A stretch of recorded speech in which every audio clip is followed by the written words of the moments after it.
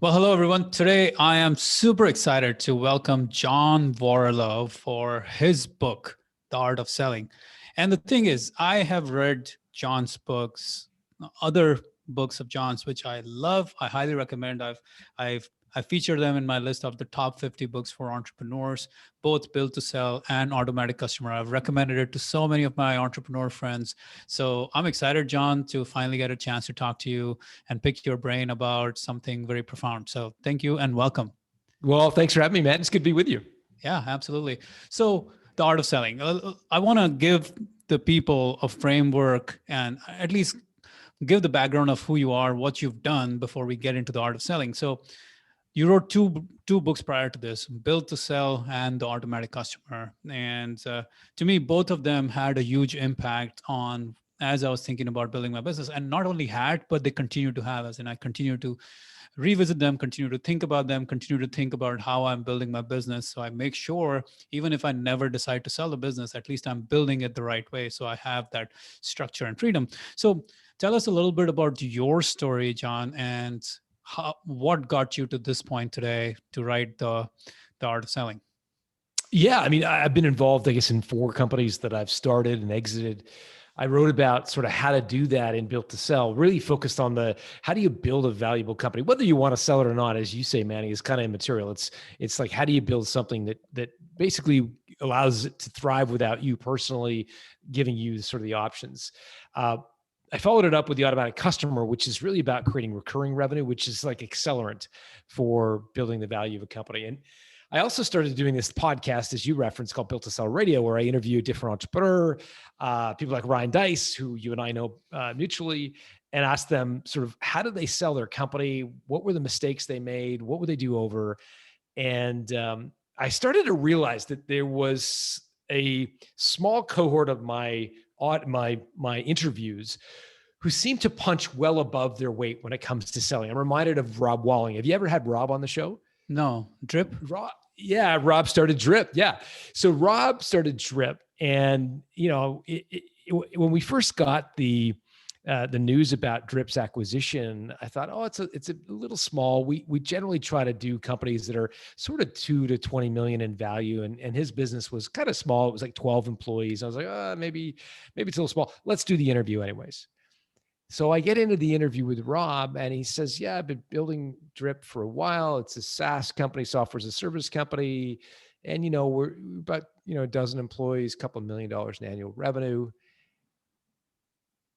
And he stopped and I said, and what did you think it was worth? And he said, well, we started to get, some sniffs around, some interest. And it's kind of somewhere in the 9 to 12 times range. And I said, oh, that's amazing. Like 9 to 12 times EBITDA. Revenue. I mean, that's a huge success, right? And he's like, no, 9 to 12 times revenue. And I'm like, what? For a $2 million company? Like, it's just like ridiculous.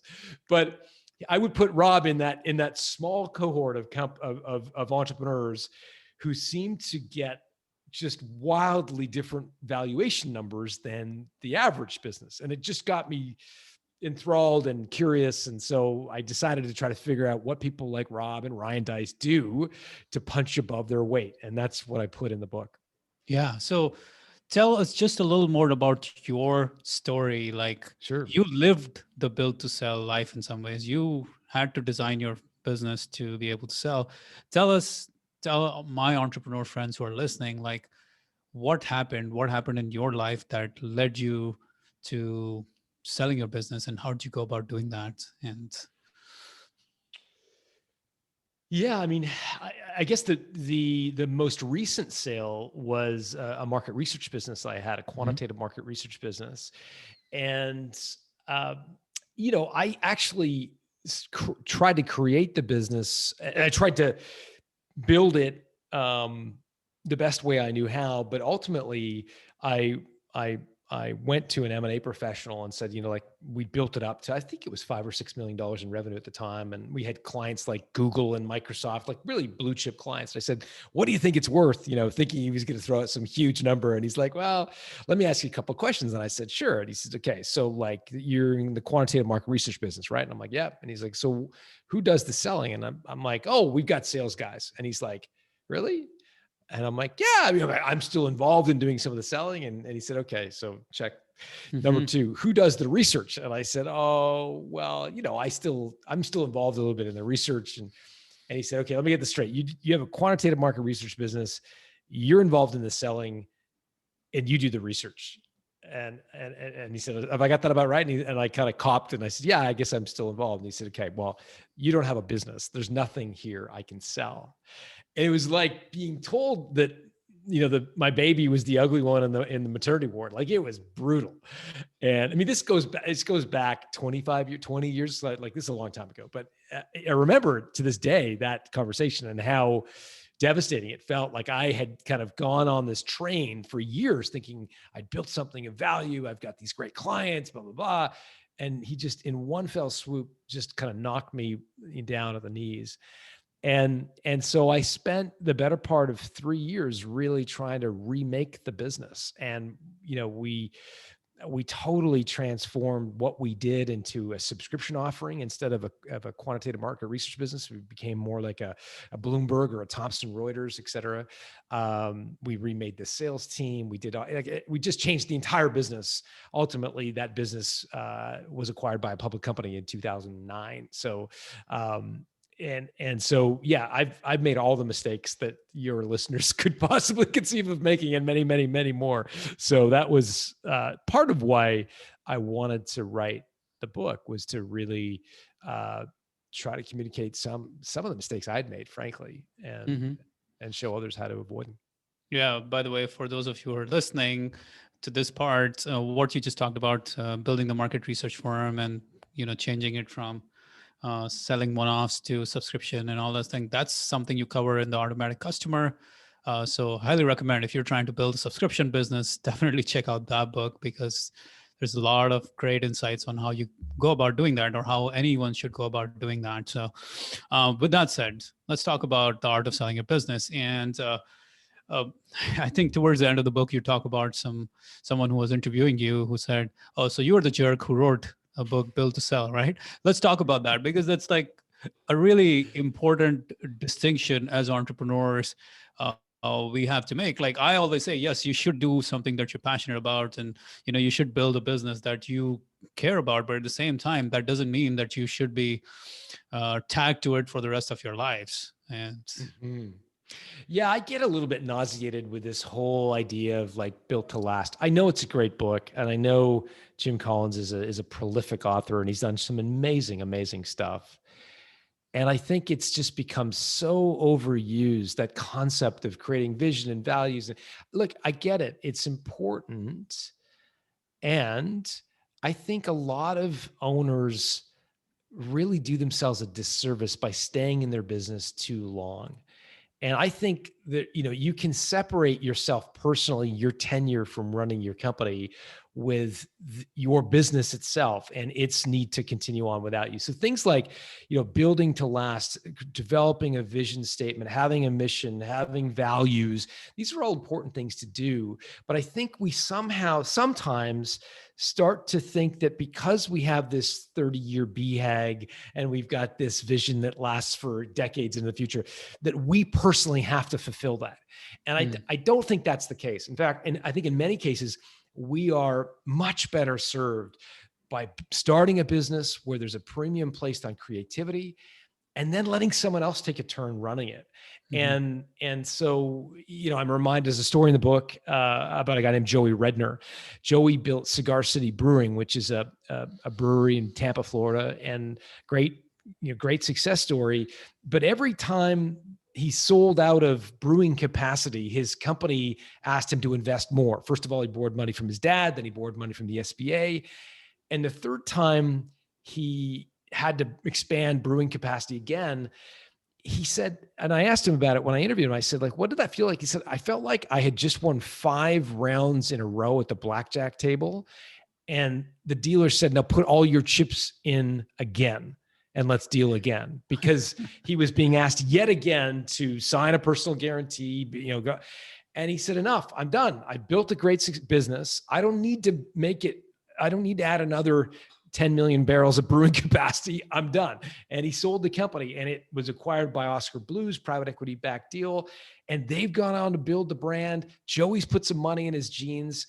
No harm, no foul. And I don't think there's anything to be ashamed of in wanting to start a business and not necessarily see it through for 30 years. In fact, I think some of the most miserable people I've met are the people who are stuck in a business that they've run for 20, 30 years and are just feeling, hamstrung by it. Yeah. I mean, I think about a lot of people who are great at starting, but they're not great at operating, and they're not great at scaling. They're not great at the day-to-day details and the mundaneness of operations and scaling, like what they can do when they're creative in the early phases of starting with an idea and making it happen. And there's a lot of entrepreneurs who will beat themselves up because they think, oh, I must go through all of these phases and I must keep growing the business and keep doing everything I need to do to grow the business to eternity. So what you're talking about here is so profound, because it says, hey, it's okay to move on and it's okay to build something else, because there is more to you than just trying to build that one business forever. Yeah, And yesterday I did an interview with a guy who just kind of reminded me of this point. He built a company called SBI, Sales Benchmark Index. It'll be out in a couple of weeks, the episode. And I said, what would you do differently? He built an incredibly successful company. He built a 30 employee consultancy with $30 million in revenue. So $1 million per head, sold it for $162 million. nice. Like it was an incredible exit. And I said, like, if you could do it all over again, what would you say? And he said, oh, you know what? I would have sold way sooner. And I'm like, what are you talking about? You would have sold way sooner. You just sold for $162 million. Like, how are you, like, that doesn't make any sense to me. And he said, no, I would have sold sooner, probably like after year 5 or 6. And I'm like, but you would have left tens of millions of dollars on the table. And he said, yeah, but I was done. I was done. I was intellectually, it was grinding me down. And I should have, and he's gone on to start another company, Capital 54. And he's like, this was a stepping stone business for me. Mm-hmm. And I've heard it referred to as a tricycle or what's the other training wheels business, excuse me, where it's really just the first one getting it out of your system, Mm-hmm. right? Getting a little bit of capital, getting your first rung on Maslow's hierarchy of needs, and then go starting another business. And I think some of the happiest, most successful entrepreneurs I've met are on this sort of 5 to 10 year loop where they start, they build it up a little bit, and then they exit and they move on.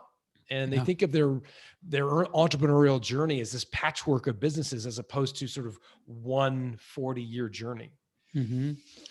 And if you think about it, like as I was thinking about the book, as I was listening to the book, one of the things that I felt was that a lot of this comes down to self-awareness, as in, do you know yourself well enough to know what it is that you should or are best suited to do in your entrepreneurial journey, in your life's ventures, or whatever you want to call it? Because some people are great at just grinding it out on one thing and just keep building it forever. But some people, as you said, they just need that, like the guy we were just talking about, like he felt like he was just unnecessarily grinding. And that was, even though maybe it was financially a good outcome for him, in terms of a life lived, he may not have felt like it was a good outcome. So it's like that self-awareness changes the game quite a bit. Like, I've been through so many different variations of myself. I used to be a physics major. I studied physics. Then I studied electrical and computer engineering. Then I went to a career where I was a software engineer. Then I went to a career where I was managing billion-dollar cell phone projects, and now have started this business. And all of these different things happened because I just found new passions in my life that I was getting excited about as I was going through those journeys. And I'm glad I didn't just stick to physics back when I was like, I started at 18 as a physicist, but I graduated as a physicist. You're way cooler now, Manny. But that's part what's that? No, that's part of the journey of an entrepreneur in some ways, Yeah. as you were talking about, and And selling. I think it's unique. It's one of the unique benefits of entrepreneurship that, God knows we have a lot of downsides, right? A life of entrepreneurship. I don't need to regale you with all the the nonsense associated with running a company, but there's a ton, right? And here we are recording this in January 2021, where we just come through one of the most brutal years of the business life of any business owner. And yet one of the very rare, unique benefits of choosing a career in entrepreneurship is you can take a step off the career ladder. And what I mean by that is if you go to work at Procter and Gamble or Ford or Apple, you're on a trajectory, right? You're on a career ladder, and one step goes to the next, goes to the next. You don't have the luxury of stepping off for a couple of years and doing another project. The half-life of your career will atrophy quickly. Yet as entrepreneurs, we can think about life in these kind of chunks, right? Like, I'm going to start a business. I'm going to grow it for a little while. I'm going to sell it. I'm going to take a couple of years off. I'm going to do the same. I wrote a blog post years ago called Life in 10-Year Chunks.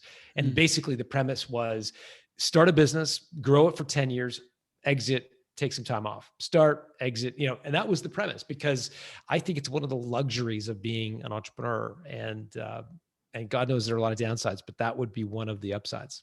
Yeah, yeah. In the book, you talk about something really profound, which is the secret to a happy exit, which is all about getting clear on the reason, what's driving your reason to sell a business. And as I was reading it, as I was listening to it, it made it very clear. Like a lot of my friends who had exited their businesses and then they were miserable after that. So you talk about two different things, right? The pull factor and the push factor. Let's talk a little bit about that, because this is so easy to get wrong, because I know people who literally, they did it because they thought they did it for money, only to find out that they were miserable after having done it for money. Yeah, the data on this is clear.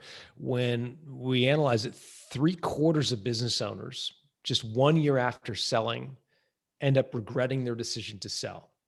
Wow. That blows my mind, first of all. The idea that 3/4 of owners are sad about their decision to sell is an indictment of sort of all of us as entrepreneurs not really doing the heavy lifting in advance to think about what it is that we are striving for and what it is that will make us happy. And so we looked at what are the things that cause business owners to regret their decision to sell their company. One of them is leaving money on the table, looking back at the end and saying, I didn't negotiate effectively, which the whole book is about, the idea of punching above your weight. So I think that allays one concern. The second, though, and the one that you referenced, is that for many business owners, they're all push, no pull, meaning push factors are the things that frustrate you about your company. Government regulations, employees, all the stuff that's frustrating. Those are all push factors, and all of us have those. But if you're all push and no pull, it's a recipe for disaster. What you really want are pull factors. Pull factors are things you're excited to go do. The guy I was just talking about, Sales Benchmark Index, he wanted to start another company. He was really passionate about doing that. And so he sold his business and never looked back, doesn't have an ounce of regret. But he had something else to go do. And so that's the secret. I remember there's an interview. It's actually I think it's the single most popular interview we've ever done on Built Sell Radio. It was with a guy named Sean Oshman. And he built a little company, $2 to $3 million in revenue, when he decided that he wanted to live life on a sailboat. And he was in Denver, Colorado, like landlocked, right? So he had to sell his company. And he sold it for around 2 to 3 times profit. So not a huge, spectacular, not like Rob Walling, where he's entertaining offers of, like 9 to 12 times top line revenue. He's 2 to 3 times profit. So an average. But I talked to Sean after the sale and I said, sort of like, what's up? And he's like, I've got a down payment on my boat. I'm getting ready to, my girlfriend and I are leaving. Happy as a clam. Mm-hmm. Happy as a clam with his decision to sell, even though on paper it was a rather average sale. Mm-hmm. That, I think, is emblematic of what one of the secrets to a happy exit is having something you're really excited to go do next, mm-hmm. and making sure you don't leave money on the table as a result. Yeah, I think you said something very profound there, which is knowing what you want to do next, because if you don't, then it can feel like the end. It can feel like retirement in some ways, which when you're young is it almost feels like you've got nothing. Your life has ended in some ways, and you've got nothing more to do with your life, and that's a very dangerous path for a lot of people. Yeah, I mean, it's kind of trite advice when you think about like every retirement, you know, uh, every article that's ever written about retirement says have some hobbies in retirement to make sure you're not bored. Like I get it, but just amplify that by about 100 when it comes to entrepreneurs. Like think about the way we're wired, right? Action oriented, seeking new things, desiring to like solve problems, like all of that wiring, which is so sort of running through our veins, like works against us when we're quote unquote retired. Mm-hmm. So I don't advocate retirement for anybody listening to this. I do, however, advocate for taking what you've created, harvesting the value, and going to apply those same skills of creativity and problem solving and entrepreneurialism to a new challenge. Mm-hmm. I think it's where we feel most energetic, most energized. Mm-hmm. I want to talk about an idea in the book, or it was a less. You were sitting in some class, I'm assuming. I don't know if it was a college class or MBA class or where you were precisely what that class was. They wouldn't let me near an MBA class, Manny. It was some sort of class where the professor or the guy who was teaching was talking about you make, a few $100,000 when you create or when you focus on selling a product, but you make multiples more when you focus on selling a business, and you should focus on selling your business, as in maybe focus quote unquote on selling your business, or focus on designing your business to be able to sell it. Maybe that would be more of what I took away from it. But yeah, let's talk about that, because that was probably one of my most profound moments in the book as I was listening to it. Because as I thought about it, it suddenly you start to think of a different lever in your business. Like, yes, sales and marketing are such an important part of growing your business, but this is a completely different game that some people are playing, while others are just playing the game of sales and marketing. Yeah, I think you're referring to the Entrepreneurial Masters Program. So it used to be called Birthing a Giant, it's a pretentious name, but it's now called the Vern's program, called Entrepreneurial Masters Program. It's run by EO now. In any event, it was a great experience for me. This goes back again, I'm embarrassed to tell you, almost 20 years, where I was invited to this, or I was an attendee or a participant in this program called Birthing a Giants. And it was held at MIT's executive campus. And so you go into this room and it's this beautiful mahogany, everywhere building. And then you go into the amphitheater, and the amphitheater is like, as the name suggests, it's got the stage seating, and there's an entrepreneur comes down and kind of pontificates and explains the way the world works. Just 60 of us in the room. So very small, intimate experience. And this guy comes in and he says, okay, great. So let me just get a show of hands. How many of you guys are involved in selling and marketing your products, right? And of course, every one of us as entrepreneurs raised our hands and said, oh yeah, for sure. I'm involved in sales marketing. And he said, yeah. You've got the right skills. You're selling the wrong product. And he went on to admonish us by saying, you've got all of the right talent, but you're selling your product or service, and you should be applying those same sales and marketing skills to your company. Hire salespeople to sell your product. Your job as an entrepreneur is to be selling your company. And he wasn't suggesting that we all sell our companies tomorrow, but he was saying that your whole lens should be, as an entrepreneur, to apply all of those sales and marketing resources that you hold in your sales and marketing chops, and direct those to selling your company, getting investors, getting strategic partners, talking to acquirers, and eventually down the road, you will ultimately sell your company. And it was like one of those moments where I was just in the audience. And as you said in your setup for this question, it was like, all of a sudden I felt like an amateur who had just been given a taste of a professional game. When like young rookies are playing a game and they're just like, what was it like out there in your first game? And they're like, I can't believe how fast it is. And it was just like a totally another level that they never imagined being able to play at. This was what it was like for me. I was like, oh my gosh, I've been playing an amateur's game, and there's a whole other level, that there's another type of way to think about business that I didn't even know existed. Yeah. I mean, I think you said it, or maybe I interpreted it this way. I'm not sure. But I remember thinking entrepreneurs earn the most when they design their business, and Yeah. not necessarily when they're thinking about selling a new product or service. When you're designing the business the right way, so that you are able to sell it the right way and make the most.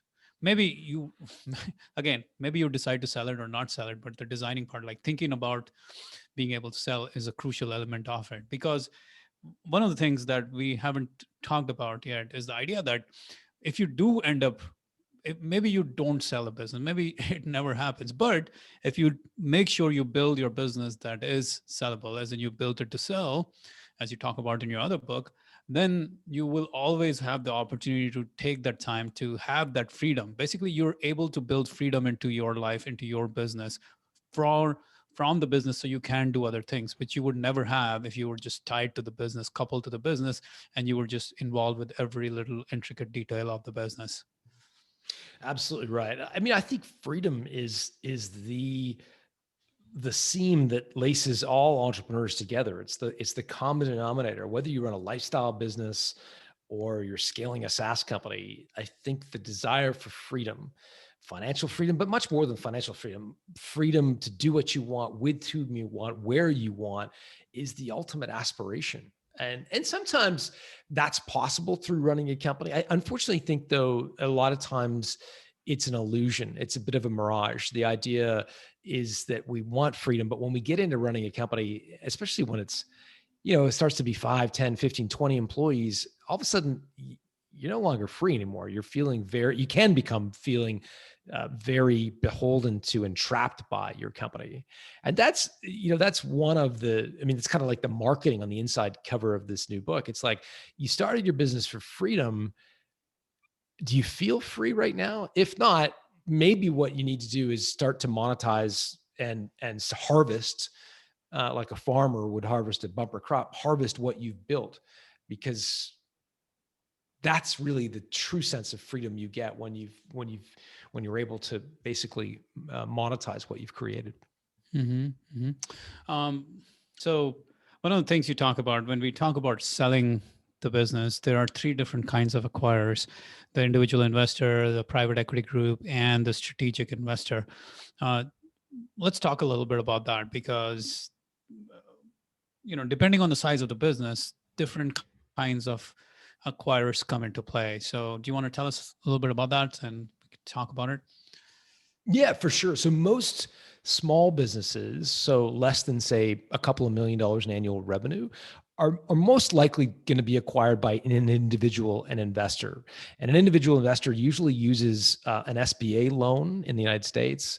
They also ask the entrepreneur to self-finance some of the sales. So they usually have to take a note where you lend a little bit of money to the acquirer to buy your company. And they generally are the lowest valuation, as a multiple of what brokers call SDE, or it's a form of profit. The second type is private equity groups, and private equity groups are very active right now buying companies. They generally look for companies with at least $1 million of EBITDA, $1 million of profit. Not always, but generally that's a kind of a minimum threshold. And their business model is different. What they do is they buy usually a percentage of your business, oftentimes 60, 70%, oftentimes a controlling share. But here's what they do. They try to get you to roll some of your equity into a new entity that they fund and finance and ask you to run. Because private equity companies don't generally have management. They want you to stick around. And so the way they do that is they get you to carry 30, 40% of your equity into a new entity. So when it works, you put some money in your jeans and you keep your job. And there's what they call, it's an overused term, a second bite of an apple, which is basically you sell the second tranche of your equity when the private equity group exits. Mm. The problem, and this became very clear when I interviewed Ryan Moran recently, is that when you roll that equity into a new entity, generally speaking, you no longer control the business you run. You're a minority shareholder and president, but you're not really driving.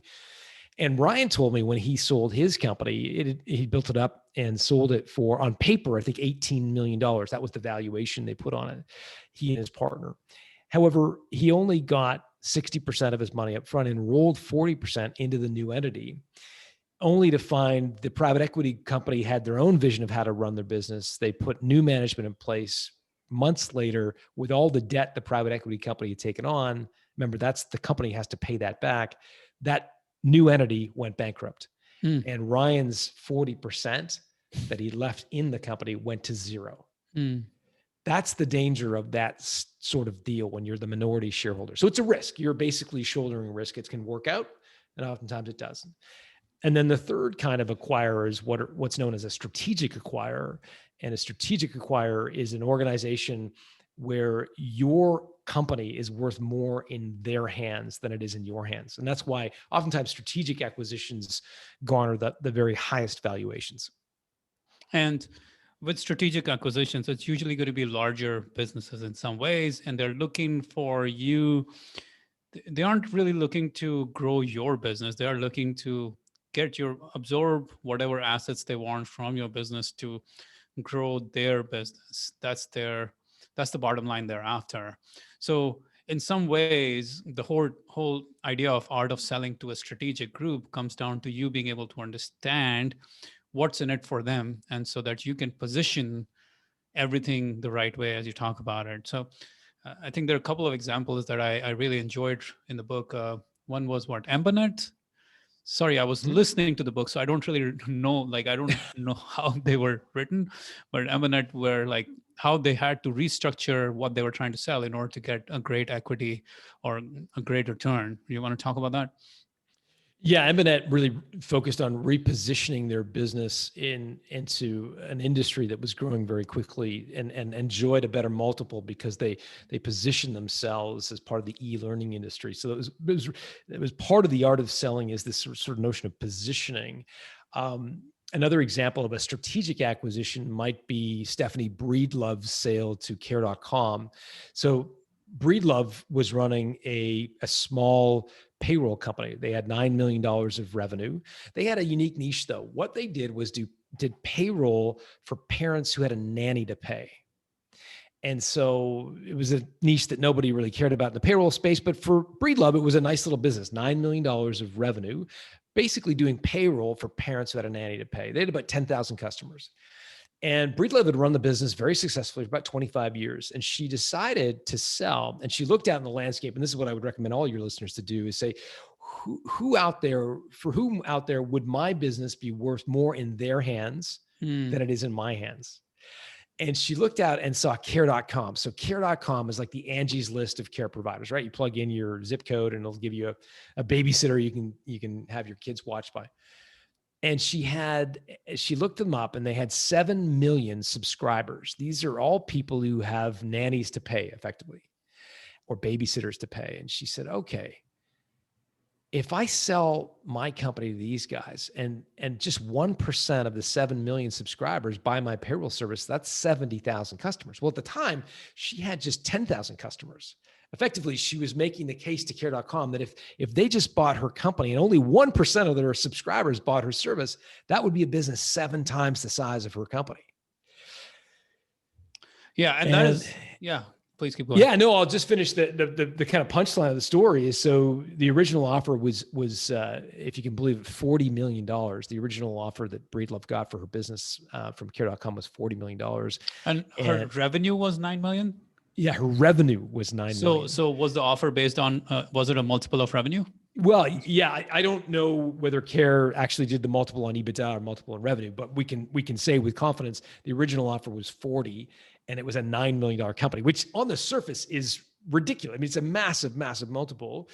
But Breedlove went back and said, no, guys, look, do the math. If 1%, that's a company 7 times the size of my business today. If 2%, and she gave him the spreadsheet, that's a company 14 times the size. Anyway, she got them to up their offer from 40 million to 54 million for a $9 million company. It's like, again, this is what I mean by punching above your weight. There's no way you should be able to sell a $9 million company for $54 million. So like on paper, there's no valuation consultant that would ever say that's possible. Yet somehow by stitching this narrative, she was able to do it. And that's what I mean by Well, first of all, it's a strategic acquisition, as well as she had more art than science to it, if you know what I mean. Yeah, and that's, I think, quite a lot of different levers at play here. One is just the fact that you need a strategic acquirer to be able to pull off a deal like that. But beyond that, you also need to be thinking, you need to put yourself in the shoes of the buyer to be able to pull off. It's almost like you're going back to the basics of sales and marketing. You have to put yourself in the shoes of the person who's about to buy a product and understand what it is you can do or this product will do for them beyond your own personal reasons for what it will do for you. It's such a good point. And again, we go back to that program at MIT, at Endicott House in that amphitheater. Everyone listening to this is an entrepreneur. And by definition, I would imagine that every one of you are the key rainmaker for their company. You're the best salesperson in your company. You're probably the best marketer in your company. You've got all the right skills to pull this off. You just have to kind of direct that skill set into a different direction. In other words, investing those same skills in marketing and selling your company as opposed to your product. Yeah, yeah. There's one more idea I want to talk about, which is fascinating. You set the price, I'll set the terms, and that sounds it's great because it gives you a sense of clarity. I was having this fun discussion with one of my friends just last Friday because I was thinking of investing in a business, and he was on the other end of the spectrum in the sense he had someone else who was approaching him to invest in his business, and we were both on like what I was trying to do with the other business, he was having done to his business. And we were both playing that like back and forth role of, okay, what if I did this to you? He's like, no, that wouldn't work. And what if I did this to you? And that wouldn't work. And finally, as we were going through this whole drama, what we finally came to kind of the conclusion was, you said the price and I said the terms, because finally that's the only way we could fit everything together. Everything else was just like, no, that doesn't work. That doesn't work. And finally, that's how we made it all work. So it was fascinating. Yeah, that's a really good point. And I think the best advice I can offer anyone trying to sell their company, again, I would give you the opposite advice if you're trying to buy a company, but if you're trying to sell a company, I would never divorce or try to decouple terms from price. They're always negotiated in one basket. And again, an effective negotiator working for the other side would try to separate them and say, okay, Manny, let's agree to a valuation, right? And then let's agree to the earnout, and then let's agree to the escrow, and then let's agree. They would sort of separate everything out. Whereas I think the most effective way to think about selling a business is you can't divorce or decouple terms from price. They're inextricably linked.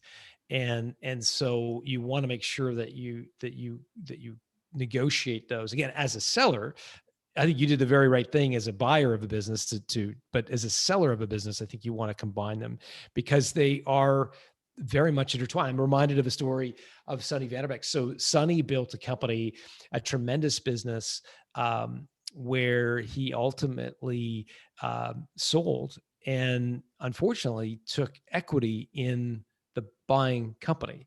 And so he liked their valuation, but instead of getting cash, he got an equity stake in their business.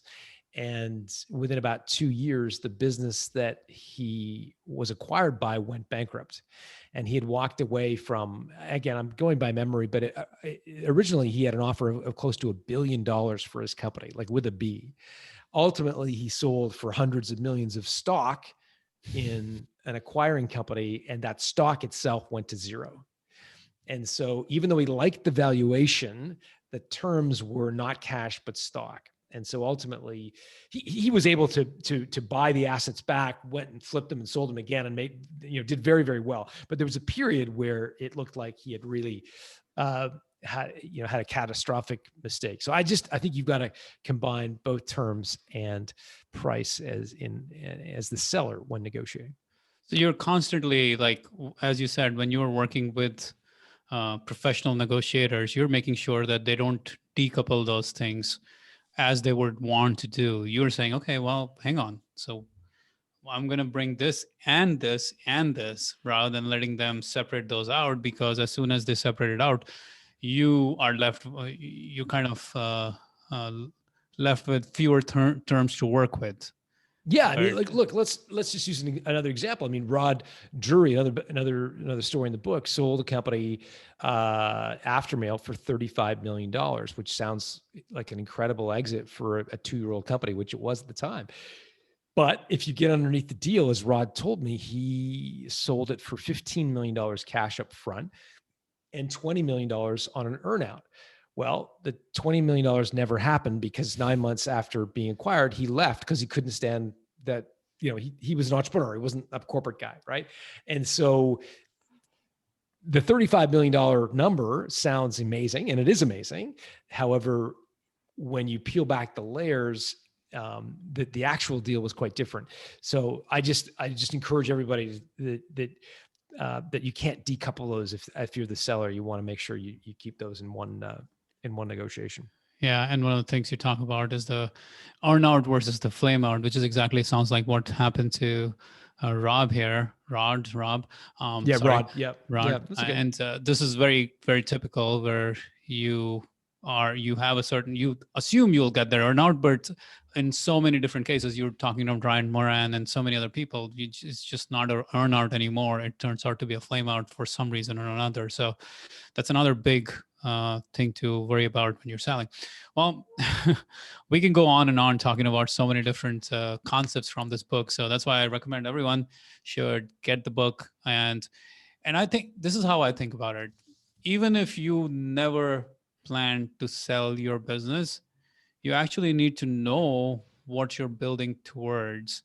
And even if you never plan to sell, you just don't know how life will play out, what kind of cards you will be dealt, and what will happen as a result. So this is a book that will expose you to what's possible for your business, and then you can choose to take that path or not take that path. But don't stay ignorant of what you should be thinking about for your business. So that's how I think of this book. Like, every entrepreneur should be reading the book. That's very kind of you to say, man. I tend to agree, but I'm somewhat biased. Yeah. So with that said, I think I just wanted to say thank you very much, John. It's been a lot of fun talking to you about different aspects of building and selling your business. I would love to have you back some more, talk about some of your other great books, which I know currently we're talking about the book that you just launched a few weeks ago, or a week ago, or 2 weeks ago. Yep. The book launched last week. So you can get all the details at builttosell.com. And that's where you can learn about the first book, The Automatic Customer, as well as the new book, The Art of Selling Your Business.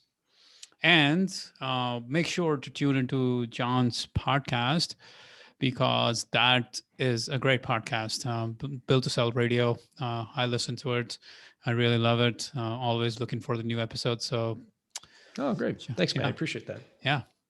All right, John. Well, thank you very much for being here today, sharing your wisdom, and hopefully I'll see you soon. Thanks, Manny. Thank you.